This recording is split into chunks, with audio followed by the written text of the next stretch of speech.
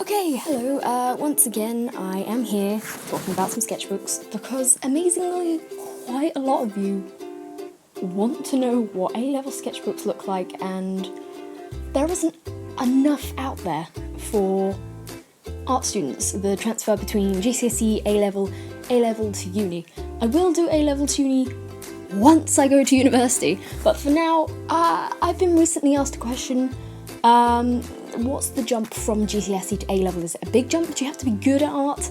And so what I'm going to do is I'm going to show you some of my GCSE stuff, which is terrible. My painting style at the time I do really like. I really like this on the top. But there is nothing there, and I somehow scraped an A. Okay, this would be A3. This is the third sketchbook I did, which would have been at the beginning of year 11.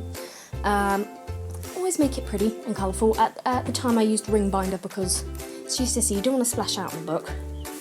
So you're always given a choice, you're always given a couple of starting points, and this starting point was dream, and so I started off with dream symbolism, what different things mean if you dream about them.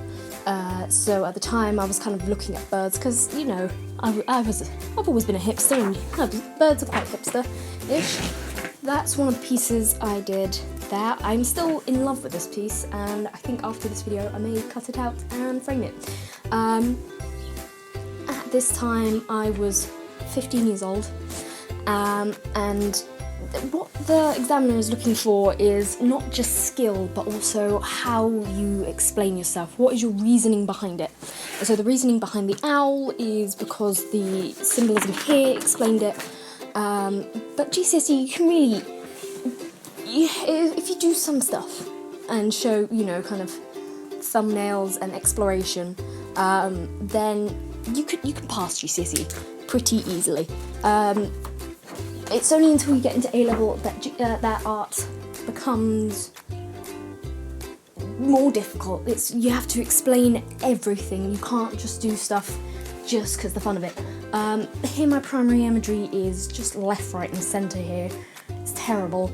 It is just mainly people, just pictures of portraits and hands and such. And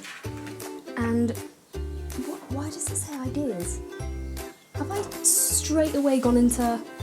Oh my lord. Okay, GCSE. I've already started thinking... Have I? I must have. I've already started thinking of thumbnails for final piece. I haven't even gone into any. It's literally gone straight from that to this. I don't know how I got an A. This is a terrible example if you want to get a good grade. But I've been studying portraiture. These are actually not bad. These aren't bad. Why did I think these were terrible? And so it's just exploration, different techniques. I would point out, bad example, what I've done here. Don't write with small amounts here. Make sure you write a good chunk of writing. Make sure it flows and you use explanation. That was always something that the teachers picked up on. This piece I really love. I may cut that out as well. And that created my final piece, which I actually have with me for this. Oh guys, you're gonna like this. This is my final piece for A3 in GCSE. I did prefer this one here to this. I think because her nose is shorter in that one than this one. This is not bad. It's not too bad. And I believe that got me an A. Did that go? It doesn't actually say. But as you can see, there is literally nothing in this sketchbook. My exam sketchbook for GCSE is even worse, okay? Mind map, always start with a mind map. Some images, but I haven't even got my own primary images, which I should have done. And here I'm looking into... What was I looking into? Cage. I had the choice between caged and layers. Caged, layers and blooms, but I just did. But you can see quite a lot of writing. Oh no, I have some primary images. There we go. Some, you know, caged images and rib cage and stuff like that, and they don't have to be printed out too well. Just do some exploration, maybe do a page, 2 pages of exploration with different media. Try as many pieces of media as possible.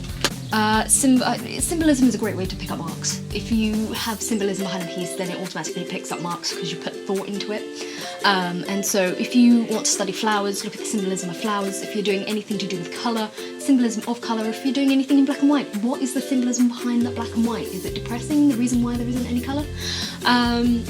So now there's just a lot of paper cranes and a lot of skulls, and then that's it.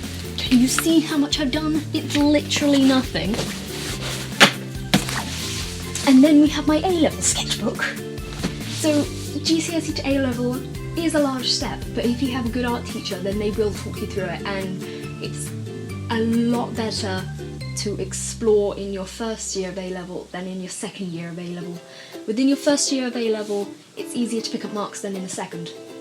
And so explore, use all your exploration, all the time you have, and make sure your sketchbooks are as full as possible of exploration, because once you hit that second year, you're not looking at exploration anymore, you're just there to pick up marks. It's horrible, I know it sounds horrible, but if you want to go into university or an apprenticeship, you are just there to get the grade, and unfortunately in the UK, just exam standards now, they are looking at not how good you are at art, not your style, not your personality, but the stupid grade you get. So, the first year of A-level, make sure you explore everything and make sure you have a defined style before you hit year 2 of A-level, okay?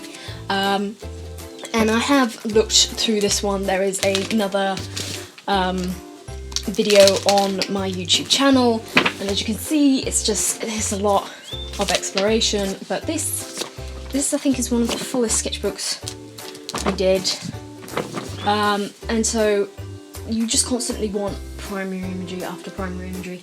I'm currently working on a new art sketchbook for my exam, but I will only show you just before my exam because it's not even finished yet, and I have 4 weeks left, and you can fit a lot in within 4 weeks. Didn't add anything like before. No, they made me do another final piece afterwards because my first final piece, picture here, didn't really convey my artist that well. I really liked the piece, but it didn't convey it that well, so I made another one and used these images here, and then there's some backgrounds there, but you can tell the difference between these 2 sketchbooks. It is a big leap between GCSE and A-level. I'm not going to lie to you, it's a big leap, but your teachers help you get through it, and you explore, and it's wonderful. If you're creative, go for it. If you think it's going to be a DOSA lesson, if you think you're going to be able to pass with minimum effort, it's not going to work. It takes up a lot of time, and for a student, me, who takes both art and textiles, you have to balance your life. You got to get shit together, dude. I'm sorry for swearing, but you got to get your shit together. So, if that explains that for you, I hope I've helped. Remember to share this with friends if you think this is going to help them. Give it a like, give it a subscribe. I'll do a lot more videos of this. I'll put another one up in a couple of weeks when my new sketchbook is filled up, and I'll keep you updated. Give it a like,